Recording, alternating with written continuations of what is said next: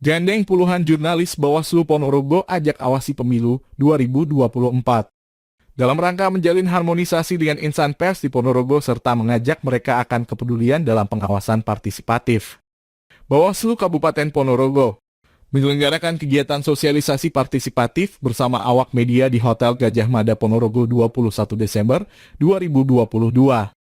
Kegiatan yang dihadiri 60 insan pers baik dari kalangan media cetak, radio serta elektronik ini menghadirkan Mahmud Suhermono selaku aktivis media yang sekarang menjabat Wakil Ketua Bidang Organisasi PWI Jawa Timur, yang memiliki rekam jejak panjang dalam kepemiluan baik sebagai penyelenggara maupun dalam pengawasan. Hadir juga pada agenda ini Kepala Dinas Kominfo dan Statistik Kabupaten Ponorogo Bambang Suhendro atas komitmen insan media untuk ikut mensukseskan hajatan pemilu 2024 insan pers yang terdiri dari Persatuan Wartawan Indonesia atau PW I Kabupaten Ponorogo di bawah Komando Siti Nur Aini, Ikatan Jurnalis Televisi Indonesia atau ITI Mataraman dengan Ketua Ahmad Subekhi, Komunitas Wartawan Ponorogo atau KWP dengan Ketua Muhammad Nur Yasin, dan Asosiasi Wartawan Demokrasi Indonesia atau AUDI dengan Ketua Nanang Rianto menandatangani MOU dengan Bawaslu untuk berkomitmen membangun kesepahaman partisipatif media mengawasi pemilu dengan Bawaslu. Dijelaskan oleh Juwaini Kordif Humas Bawaslu Ponorogo, kegiatan ini sengaja digelar untuk menumbuh kembangkan kesadaran insan pers sebagai pilar demokrasi untuk bisa peduli dengan pemilu yang akan digelar serentak tahun 2024. Sehingga tidak hanya Bawaslu, peran masyarakat yaitu partisipatif untuk ikut mensukseskan, mengawal, memastikan bahwa pemilu itu bisa berlangsung sesuai dengan asasnya, berjurdil langsung, umum, bebas, rahasia, jujur dan adil. Yang paling mudah kalau saya memahami ke masyarakat itu, kalau satu itu tidak ada dalam penyelenggaraan berarti ada kesalahan yang perlu dicari pasalnya. Kok orang langsung mau kena COVID bisa milih misalnya, kan tidak langsung, berarti ada yang salah ya. Jujur adil loh, itu negara sama jujur, sebenarnya nggak adil ini. Ya. Dan ini adalah garda terdepan kita yang ya sekarang itu ngecas dengan luar biasa. Dan kita kalau orang intelek, orang berpendidikan itu ya hanya berharap kepada media-media mainstream semacam ini. Hal senada diungkap Moh Syaifullah Ketua Bawaslu Ponorogo. Dirinya mengungkap adanya peran sentral dari para wartawan yang tentu punya jangkauan akses serta wawasan yang luar biasa dalam berbagai bidang, diharapkan bisa turut partisipasi untuk mengawasi tahapan sekaligus andil dengan pemberitaan yang sehat.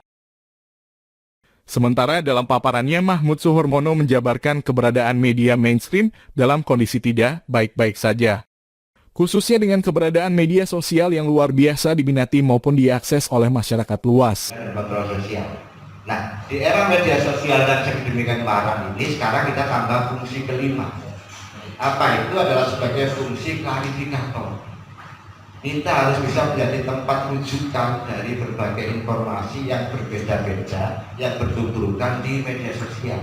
Ketika masyarakat bingung ini informasi A kok begini, B kok begini, C begini, kita yang diharapkan menjadi klarifikator. Kita yang diharapkan jadi rujukan. Kalau itu bisa kita lakukan, artinya bahwa kita masih dicari orang.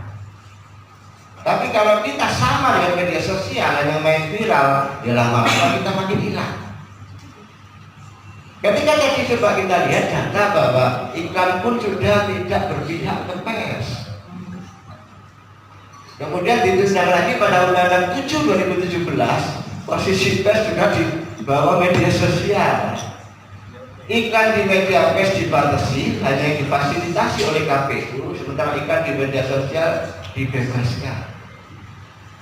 Nah ini makanya Bapak Ibu sekalian, ketika kemudian kita sepanjang masih mampu menjadi tempat rujukan daripada carut-marut informasi di media sosial, apalagi nanti tahun-tahun politik pasti akan semakin besar. Nah itulah diharapkan pers harus berada di fungsi itu.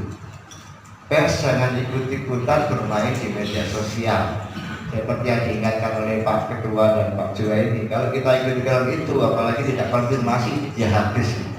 Contohnya begini, di era saya, Bapak Ibu yang seusia dengan saya, dulu itu kalau satu berita, satu narasumber pasti tidak laku, pasti dibuang sama oleh cangkir. Selain dibuang juga dimarahi yang bisa-bisa. Bapak Ibu yang seusia saya pasti mengalami. Tahun 90-an awal yang namanya berita adalah minimal 2 narasumber. Kenapa minimal 2? Karena ada fungsi tadi berimbang. Karena ada fungsi tadi klarifikasi. Karena ada fungsi tadi verifikasi.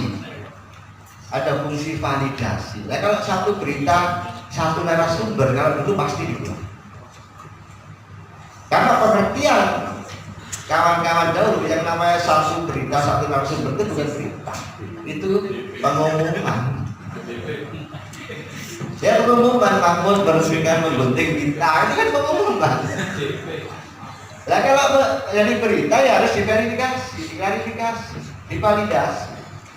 Di sisi lain, porsi profesional sebagai jurnalis yang harus proporsional berimbang, hendaknya menjadi nilai lebih dan dapat dipertahankan oleh para wartawan.